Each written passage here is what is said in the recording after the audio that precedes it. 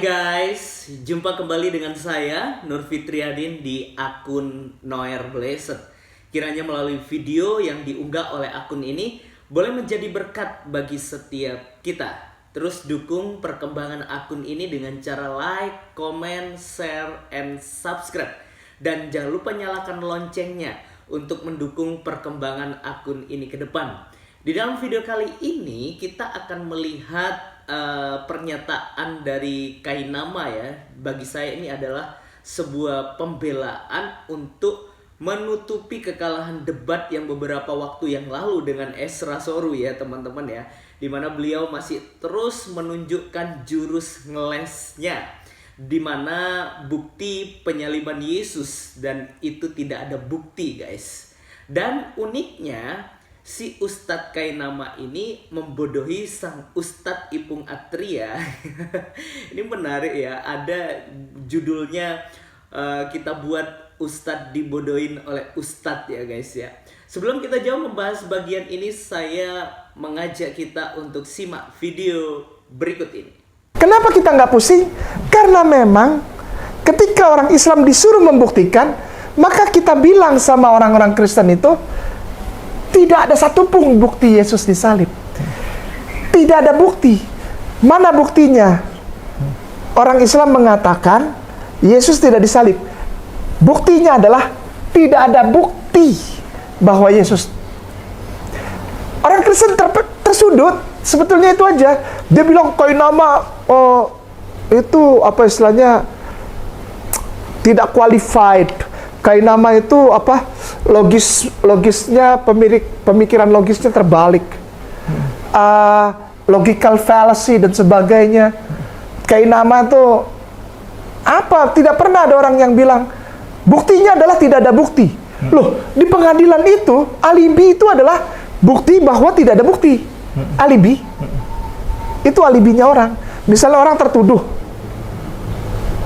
katanya orang punya lebih dari 2 bukti atau 2 bukti minimal. Kamu tertuduh, ternyata 2 bukti minimal itu tidak bisa dibuktikan, tidak ada bukti. Bebas dia. Betul.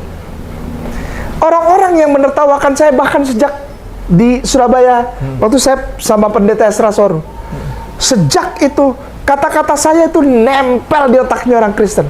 Iya. Pokoknya setiap saya tampil sama Ayah Sofia, mereka tulis di kolom komentar, ini nih orangnya yang bilang buktinya tidak ada bukti.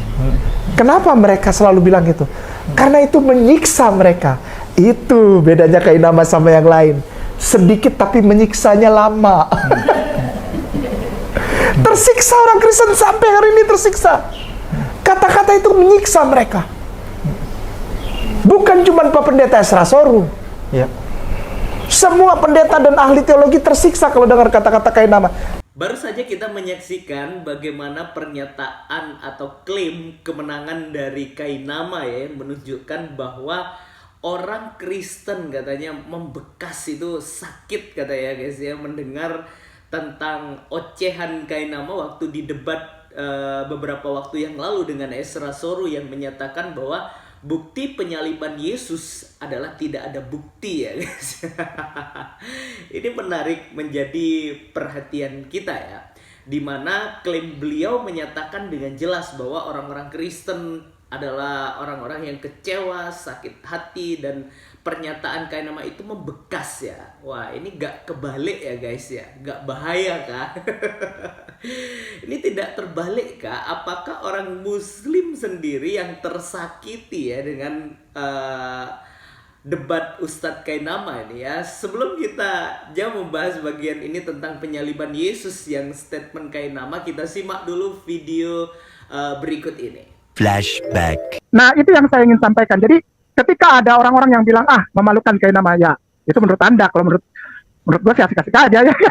Yang penting saya sudah berdakwah, karena tujuan saya kemarin itu ada memberikan porsi yang lebih besar untuk dakwah. Dan pemirsa muslimin wal muslimah rahimakumullah, ayo tolong bedakan kita sama orang Kristen pemakan babi yuk. Yuk, beda yuk. Jangan mau sama yuk. Kita pakai otak yuk. Yuk. Yuk, mau. Ayo. Yuk, jangan tiba-tiba memalukan Islam. Paparanmu mana? Gitu. Kok bisa nggak maparkan kayak gini? Itu. Yuk kita pakai ini yuk. Yuk, jangan kosong nih. Kalau diginin bunyi, klak klak klak klak, kosong. Yuk, jangan emosi. Ini pakai yuk. Yuk, yang mau kan? Yuk, yang mau aja ya. Yang nggak mau nggak apa-apa. Ya, yang nggak mau nggak apa-apa. Yang masih bilang Ustadz K memalukan Islam, tidak bisa menjawab, dilibas, apa? Malam ini Ustadz K ajak yuk, kita pakai otak yuk, kita belajar yuk. Dasar pengetahuan yuk, ilmiah yuk. Mau? Ayo. Ya, jadi jelas ya sebenarnya siapa yang sakit ya guys ya. Saya rasa orang Kristen yang pinter ya itu tahulah siapa yang sakit dan siapa yang kelihatan BODOH ya teman-teman ya. Ya, baik, dan berikutnya saya akan memperlihatkan dan kita akan berargumen ya teman-teman bagaimana bukti Yesus itu tidak disalibkan. Ini Kainama menemukan ya tentang bagaimana kisah Yusuf dari Arimatia ya, dimana yang pada masa wafatnya itu adalah 30 ya teman-teman, ada ditemukan 30, dan Yesus disalibkan itu pada tahun sekitar 33. Jadi inti dari pernyataan Kainama ini, Yusuf Arimatia ini mati sebelum Yesus itu disalibkan ya teman-teman ya. Ya, sebelum kita jauh membahas bagian ini, mari saya mengajak kita untuk memperhatikan video pernyataan dari Bang Kai. Berikut videonya. Joseph, Joseph, Joseph Arimatea pakai H, Arimatea spasi Britannica. Nanti yang ini baru kita klik. Sudah? Oke. Dah klik. Saya cuma mau lihat tahun berapa beliau mati. Ada paling atas di paragraf 1. Tahun berapa tuh? Paragraf 1 tahun berapa? Ya. Tuh. Flourish Iya. C ya. Iya. 30 CE. Iya, artinya 30 Masehi. Oke? Kemudian Western First. Ini mau saya Nggak usah, kasih lihat aja. Kasih lihat aja. Flourish itu artinya wafat. Wafat tahun 30 Masehi, ada 2 tanggal yang berbeda itu. Kalau gereja barat bilang tanggal berapa? 14 atau berapa? Gereja timur beda lagi. Sudah ya? Oke. Ingetin ya. Ya. Santai Joseph Arimatea yang menurunkan mayat Yesus, mengapaninya, lalu memasukkan Yesus ke dalam kuburnya katanya. Wafat tahun 30 Masehi. Udah. When did Jesus died sekarang? Oke. Iya, Ustaz sudah tahu. When did Jesus die? When did Jesus die? Tanda tanya. Oh iya. Tanda tanya ya. Sudah ada belum nongol itu di atasnya? Iya, ini AI malah cerdas ya. Berapa? Tahu. Tahun berapa? AD 33. Hah? Tanggal 3. Orang yang menurun, Ini, tutup kasih lihat. saya spill ya. Ini wafat Yesus tanggal 3 April. Jam 3 sore tahun 33 Masehi. Oh, angka cantik ya. Iya, Dibuat gitu atau gimana? dibuat itu. Siapa yang bikin? Eusebius, siapa lagi? Iya.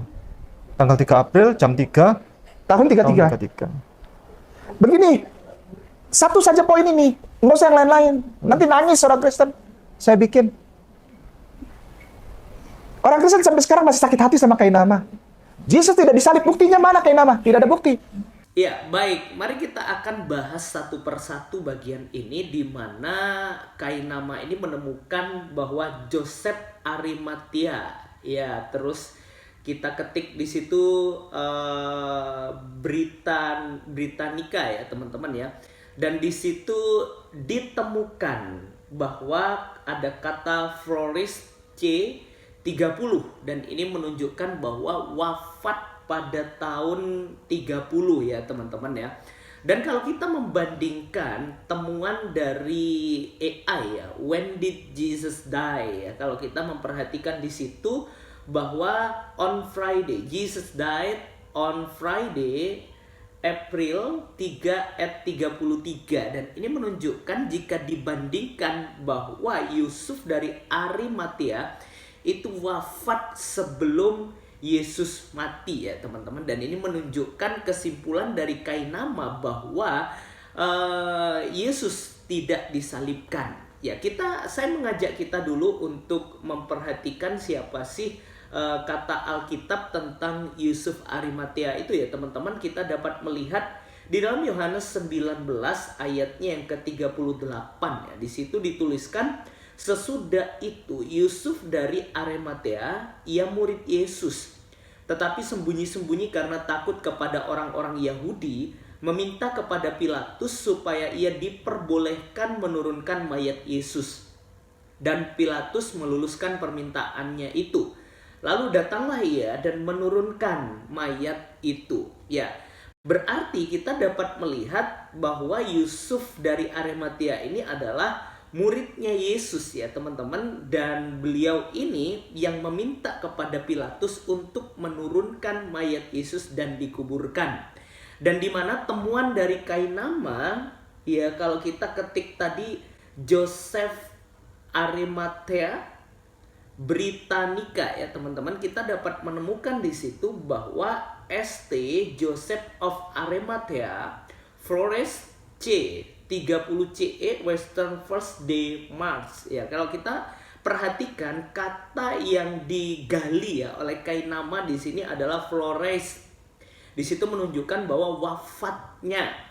Dan jika dibandingkan dengan when did Jesus die, di situ ditemukan bahwa ada tahun ke-33 ya. Ini menunjukkan bahwa kesimpulan kain nama tentang hal ini bahwa Yusuf ini ya, Joseph dari Arimatea ini meninggal sebelum Yesus mati. Nah, ini menarik menjadi perhatian kita. Apakah ini menunjukkan tentang kematian atau apa? Ya, ada satu pernyataan yang menarik ya teman-teman ketika Ipung Atria dibodohin oleh kain nama ini ya teman-teman. Di situ ketika mengetik when did Jesus die, Meta ya, ringkasan AI lebih pintar nih, cerdas katanya. Ya, mari saya mengajak kita untuk kembali bertanya kepada AI ya teman-teman ya. Kalau teman-teman ketik di WhatsApp itu biasanya ada Meta AI. Teman-teman bisa mencoba bagian ini ya, tentang kata florist. Nah, florist ini sebenarnya apa? Kalau saya mengetik di Meta AI, coba kita ketik ya teman-teman. Di situ ditemukan bahwa florist ini dapat memiliki beberapa arti tergantung pada konteksnya. Tetapi beberapa arti utama, nah ini ya garis bawah, beberapa arti utama. Yang pertama, berkembang dengan baik, tumbuh atau berkembang dengan baik seperti tanaman yang subur. Bisa juga diartikan makmur, mencapai kesuksesan atau kemakmuran seperti perusahaan yang berkembang. Lalu bertumbuh, tumbuh atau meningkat seperti kemampuan atau keterampilan yang berkembang. Dan kalau kita memperhatikan di situ diberikan contoh, the garden flourished after the rain. Taman itu berkembang dengan baik setelah hujan. The company flourished in the new market. Perusahaan itu makmur di pasar baru. Nah, dalam konteks yang berbeda, flourish dapat memiliki nuansa yang berbeda, tetapi secara umum kata ini merujuk pada sesuatu yang berkembang atau tumbuh dengan baik. Nah, teman-teman, kalau kita menarik arti atau yang tertulis di dalam Joseph of Arimathea ini ya teman-teman, Flores C30 itu menunjukkan kepada masa kemakmuran, masa kejayaan beliau pada waktu itu ya teman-teman. Beliau ini terkenal, beliau ini mencapai suatu kesuksesan atau kemakmuran pada tahun kira-kira 30, bukan kematian ya guys ya. Inilah kebotolan yang ditunjukkan untuk menutupi kebohongan yang berikutnya ya teman-teman ya. Sayangnya Ipung Atria pun dibodohin iya-iya aja gitu ya, tanpa memperhatikan apakah ini benar menuju ke hal itu. Ya memang lah ya, kita dapat melihat bagaimana kualitas Ustadz Ipung Atria dengan kain nama ini ya teman-teman. Dan saya menyimpulkan bahwa ada seorang ustadz dibodohi oleh ustadz gitu. Ya, baik. Jadi kalau kita memperhatikan bagian ini, when did Jesus die, berarti kita dapat menyimpulkan bahwa itu jelas ya kalau di situ dituliskan ya. Jesus died on Friday, April 3 AD 33 pada tahun 33. Kalau kita menarik perbandingan ini, jelas ini menunjukkan bahwa benar-benar Yusuf dari Arimathea ini masih melihat bagaimana Yesus disalibkan ya tentunya, karena beliau inilah yang meminta kepada Pilatus untuk meluluskan permintaan bahwa untuk mayat Yesus itu dikuburkan. Jadi jelas ya teman-teman, bagian ini jelas menunjukkan dengan baik, menunjukkan dengan jelas bagaimana pada waktu itu yang bernama Yusuf dari Arimatia ini menurunkan mayat Yesus yang tergantung di salib itu benar-benar bahwa Yesus mati disalibkan. Nah, ini ya guys ya. Jadi kalau kita melihat bagian ini, kita dapat belajar bahwa jangan cepat untuk menerima apa yang disampaikan oleh ustadz-ustadz ini ya guys ya, Ipung Atria dan Kainama ini ya. Karena bagi saya ini merupakan berita yang penyimpangan menurut saya, atau menyesatkan banyak orang dan merugikan bagi umat Islam sendiri ya tentunya ya. Ya, kalau kita memperhatikan bagian ini, kita dapat menyimpulkan bahwa ya kebenaran itu akan terungkap pada waktunya.